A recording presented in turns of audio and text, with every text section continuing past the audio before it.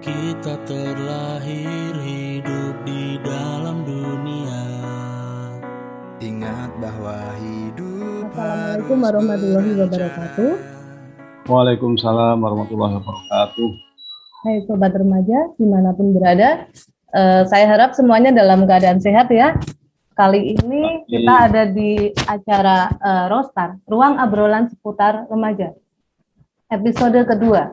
Pada episode kedua ini bertepatan dengan Maulid Nabi Muhammad SAW. Maka dari itu, Ruang Obrolan Seputar Remaja akan membahas tema meneladani sifat-sifat Nabi Muhammad dengan judul Remaja Tetap Keren dengan meneladani sifat-sifat Rasulullah. Kali ini saya ditemani oleh Bapak Asif Muhammad Jamin, Sarjana Agama, Guru Pendidikan Agama Islam di MTS Negeri 1 Jembrana, Bali. Apa kabar Bapak? Alhamdulillah, baik, sehat. Ya, kali ini kita akan memperbincangkan tentang remaja itu kenapa sih harus meneladani sifat-sifat dari Rasulullah.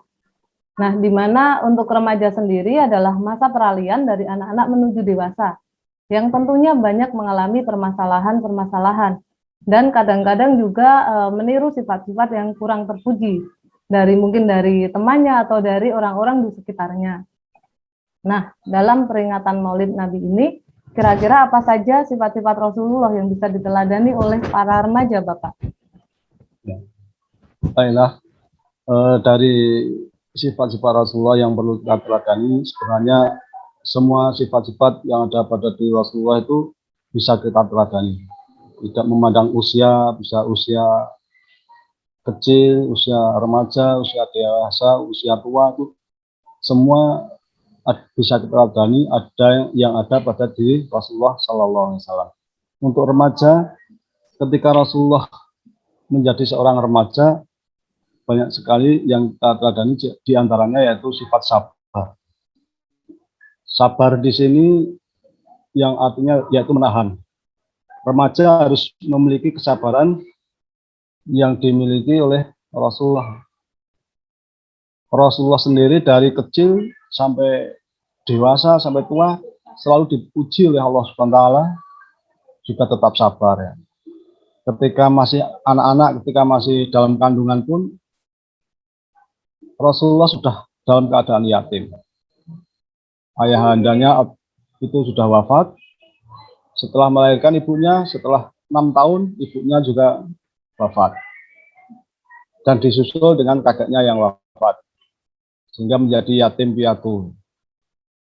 Kemudian beliau ikut dengan pamannya yaitu Abu Thalib. Yang mana Abu Thalib ini juga mempunyai keluarga ataupun putra putri yang banyak. Maka Rasulullah membantu untuk perekonomiannya. Sehingga membantu mengembala kambing, membantu berdagang, pesan. Itu adalah kesabaran yang dimiliki Rasulullah di waktu kecil ataupun remaja. Ya. Jadi harus memiliki sifat sabar seperti ini. Ketika dewasa pun, ketika menjadi Rasulullah, dia selalu dicaci maki, dimusuhi, dihujat oleh orang-orang kafir. Rasulullah juga tetap sabar menghadapi orang kafir tersebut. Maka kita sebagai remaja harus sabar dalam segala hal, terutama yaitu sabar dalam berhubungan dengan lawan jenis kita. Dengan lawan jenis kita harus sabar, jangan sampai kita masih remaja sudah ngomongkan hal-hal yang dewasa.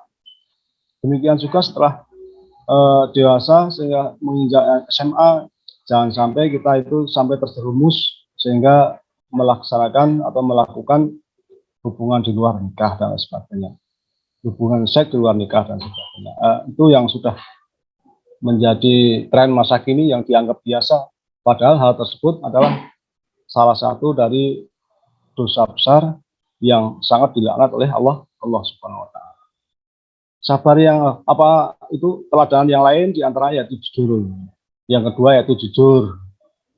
Rasulullah dalam berdagang dia dipercaya sebagai seorang pelayan. Nah, karena dia memiliki sifat jujur tersebut.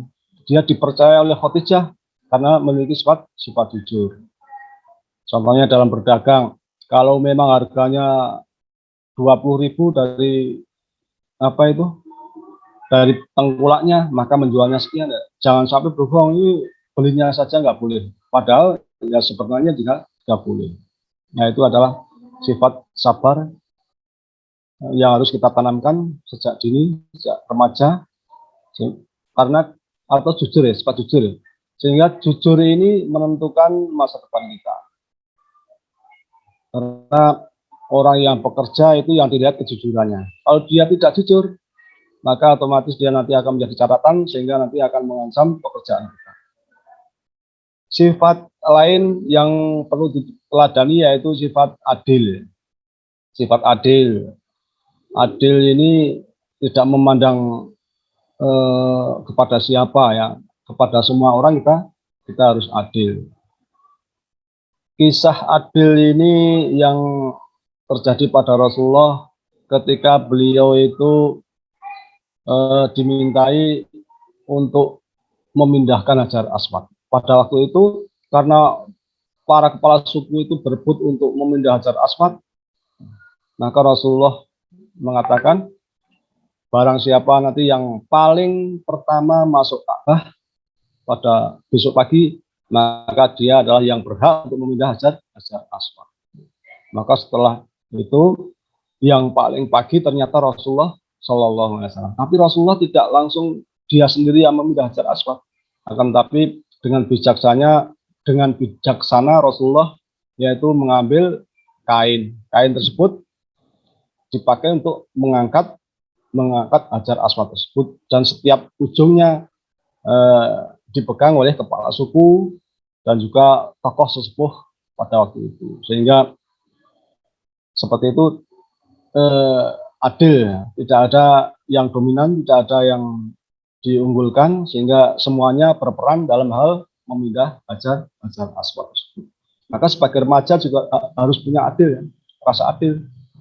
Bukan hanya pemimpin aja yang adil, tapi remaja juga harus adil. Adil kepada gurunya. Seumpamanya guru yang A itu kalau mengerjakan tugas rajin, guru B tidak rajin.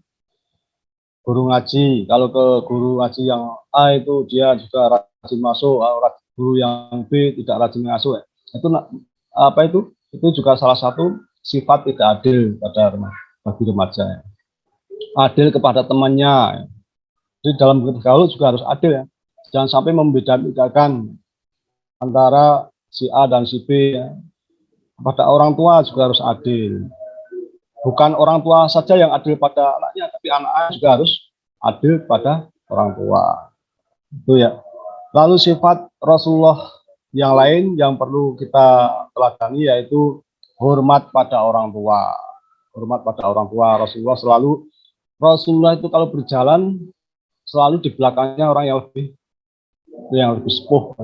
Kita menghormati pada orang tua, kita persilahkan lebih dahulu pada orang yang lebih tua dari kita. Apalagi kepada orang tua, nah, pasti kita harus menghormatinya. Sebagaimana dalam hadis Nabi, kepada siapa kita harus berbuat baik, pada ibumu, pada siapa lagi ibumu, pada siapa lagi ibumu, kemudian ayahmu. Nah, itu kita harus berbuat baik kepada orang tua, terutama kepada ibu 3 kali lipat daripada kepada seorang ayah, karena ibu telah berjasa sekali membesarkan, mengandung, melahirkan, membesarkan, menyusui dan sebagainya ya. Itu adalah tugas seorang ibu yang sangat berat sekali ketika melahirkan, mempertaruhkan nyawanya. Kemudian sifat yang lain yaitu sifat sidik, ataupun artinya yaitu benar ya. Kita harus berkata benar. Tidak boleh kita itu berkata bohong. Maka sekali bohong, maka kita akan membuat kebohongan yang lain, sehingga sifat bohong itu harus kita hindari. Sifat yang lain yaitu amanah atau dipercaya. Ya, ini mungkin hampir sama dengan jujur. Amanah ini harus dipercaya. dipercaya oleh temannya, dipercaya oleh gurunya, dipercaya oleh orang tua, itu kita harus menjaga kepercayaan dari mereka. Karena sebagaimana kalau kita itu bekerja, semuanya akan berjalan lancar. Kalau pimpinan sudah percaya kepada kita, pasti juga akan memperhatikan kepada kita. Nanti akan menunjang karir, baik itu dalam berbisnis ataupun dalam pekerjaan yang lain. Sifat yang lain yaitu sifat tidak sombong atau rendah hati. Tidak sombong rendah hati, terutama kepada Allah ya. Tapi ini juga kepada manusia juga perlu kita itu rendah hati, jangan sampai sombong pada manusia. Karena ada juga hadis Nabi yang menyatakan barang siapa yang mempunyai kesombongan sebesar atom yang sangat kecil, maka tidak akan masuk surga. Ya, ini ya. Lalu sifat yang lain yaitu hidupnya berorientasi pada akhirat atau tidak hanya berorientasi pada dunia, atau mempunyai sifat zuhud. Mempunyai sifat zuhud. Zuhud yaitu apa? Mementingkan kepentingan akhirat. Mementingkan kepentingan akhirat. Jadi remaja itu juga karena apa? Orang yang meninggal itu tidak memandang usia, bisa anak kecil meninggal, bisa orang yang menginjak remaja meninggal, pemuda meninggal, orang tua meninggal, dan juga meninggalnya tidak hanya karena sakit, sehat pun bisa meninggal. Tidak hanya karena kecelakaan, orang yang berjalan pun bisa meninggal. Jadi kita harus selalu mengingat kematian. Walaupun kita masih muda, tidak ada jeleknya kita untuk selalu mengingat kepada kematian. Kita harus menghindari kenakalan remaja ini, tidak ikut-ikutan hal-hal yang negatif.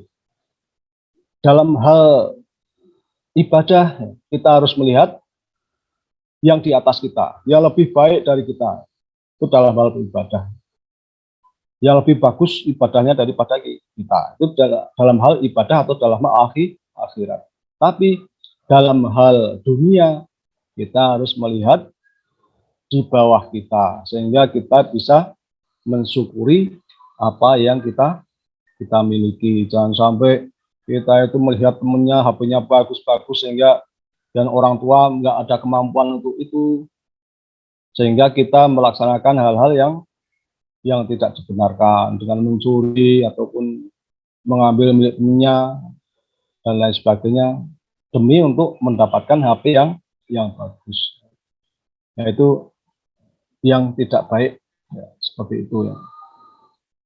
Ya mungkin itu sebagian sifat Rasulullah yang padahal masih banyak sifat-sifat Rasulullah yang perlu kita teladani dan kita berusaha untuk meneladaninya. Ya, mungkin itu sementara jawaban dari saya. Ya, menarik sekali ya untuk jawabannya Bapak. Dan untuk meneladani sifat-sifat Rasulullah ini kan tentunya ada yang mengajarkan kepada remaja atau kepada anaknya. Itu siapa yang pertama kali atau siapa yang mengajarkan hal-hal tersebut kepada anak-anak dan remaja tentunya? Ya, di dalam dunia pendidikan itu ada pendidikan formal, pendidikan informal, dan pendidikan di luar ya. Pendidikan di dalam dan pendidikan di luar ya. Dan pendidikan itu sendiri diawali dari keluarga. Pendidikan yang pertama dan utama yaitu pendidikan keluarga. Yang pertama yaitu dari keluarga, dari ayahnya, ibunya. Itu harus memberikan contoh yang baik pada putra-putrinya. Jangan sampai orang tuanya menyuruh sholat, tapi dia sendiri tidak sholat. Jadi kita harus khawatir dengan pengamatan anak kepada kita. Tidak usah mengkhawatirkan nanti anaknya jadi apa, tapi kita khawatir yaitu kita itu dilihat oleh anak, diperhatikan oleh anak. Jadi keluarga juga sangat menentukan pada pendidikan seorang remaja. Selain keluarga, juga seorang guru. Guru juga sangat berpengaruh sekali ya. Karena apa? Kadang anak itu lebih percaya kepada guru daripada kepada orang tua. Kalau gurunya yang menyuruh, itu langsung dikerjakan. Kalau orang tuanya yang menyuruh, kadang masih aras-aras, masih agak berat untuk mengerjakannya. Jadi yang pertama yaitu keluarga, yang kedua adalah guru, baik itu guru di sekolah ataupun guru di tempat belajar yang lain, di tempat ngaji dan lain sebagainya. Dan yang tidak kalah pentingnya yaitu sesama teman sebaya, itu yang sangat berpengaruh sekali ya, yang sangat berpengaruh sekali dalam pergaulannya. Dalam pergaulan tersebut perlu juga dijaga, jangan sampai menimbulkan pengaruh yang negatif kepada dia sendiri. Ya. Dan untuk kapan mulai diajarkan keteladanan kepada anak-anak atau remaja? Mulai diberikan keteladanan ya dari anak-anak itu kita sudah harus mulai memberikan keteladanan pada anak. Harus mulai menanamkan keteladanan yang dimiliki oleh Rasulullah SAW. Yang ringan-ringan saja, contohnya ketika di rumah, yaitu keteladanan yang ringan, contohnya dalam hal minum. Minum pun harus sesuai, kalau bisa diusahakan untuk mengikuti apa yang dilaksanakan oleh Rasulullah. Contohnya minum sambil duduk pun tidak harus langsung langsung habis 3 kali tegukan. Nah, itu juga salah satu ajaran dari Rasulullah yang setelah dikaji ternyata ya banyak manfaatnya dari cara minum Rasulullah. Jadi dari anak-anak sudah mulai kita tanamkan untuk keteladanan kepada Rasulullah ini. Kemudian remaja dan seterusnya. Karena Rasulullah itu bisa diteladani dari anak-anak, dari usia anak-anaknya gimana, dari usia remajanya gimana, dari usia seorang bapaknya gimana, dan juga bisa diteladani dari berbagai status sosial, berbagai pekerjaan. Diteladani dari sebagai bapak, seorang bapak bisa diteladani seorang pemuda, bisa seorang remaja, bisa diteladani sebagai seorang pedagang, bisa, karena Rasulullah pernah berdagang. Diteladani sebagai seorang panglima perang, bisa diteladani sebagai seorang pemimpin, bisa ya. Jadi dalam Rasulullah itu bisa diteladani dari segala aspek kehidupan. Untuk pertanyaan yang terakhir, mengapa keteladanan sifat-sifat Rasulullah begitu penting ditanamkan di jiwa para anak atau remaja itu sendiri? Ya, karena akan membentuk karakter anak tersebut. Jadi secara otomatis anak tersebut akan melaksanakan sifat-sifat yang ada pada diri Rasulullah. Jadi orang tua memang harus bisa menjadi contoh atau teladan bagi anak-anaknya. Demikian ya. Dan Bapak, dan menurut Bapak remaja tetap keren atau tidak dengan meneladani sifat-sifat Rasulullah itu sendiri? Kalau menurut saya justru dengan meneladani Rasulullah justru malah keren, tambah keren, bagus. Ya. Oh iya, baik. Baiklah, sobat remaja, di sini saya sudah melakukan bincang-bincang mengenai remaja tetap keren dengan meneladani sifat-sifat Rasulullah. Dan tadi sudah disebutkan untuk sifat-sifat Rasulullah yang bisa diteladani. Dan di sini yang paling penting itu adalah pendidikan dari keluarganya ya. Dari keluarganya yang pertama itu. Jadi dalam BKKBN sendiri itu dikenal ada 8 fungsi keluarga. Yang pertama itu adalah fungsi agama, fungsi kasih sayang, fungsi perlindungan, fungsi sosial budaya, fungsi reproduksi, fungsi sosialisasi pendidikan, fungsi ekonomi, dan fungsi pembinaan lingkungan. Terkait dengan hal tersebut, ini juga bisa masuk dalam, ini ada fungsi pendidikan dan fungsi agama, yaitu menanamkan kebiasaan-kebiasaan baik kepada anak, mulai dari anak-anak, remaja, hingga bahkan pada saat dewasa. Baik. Dan untuk remaja akan tetap keren dengan meneladani sifat-sifat Rasulullah, karena tidak ada salahnya untuk selalu mencoba atau selalu berusaha untuk menjadi remaja yang baik, seperti itu. Baik, terima kasih sudah bersama dengan kami ya Bapak Asif ya. Assalamualaikum warahmatullahi wabarakatuh. Sampai jumpa. Waalaikumsalam warahmatullahi wabarakatuh. Menikah jangan terlalu muda atau tua. Ciptakan generasi yang sehat dan sejahtera. Meski nikmat dunia menggoda nurani, jangan terlena, saling teguhkan hati.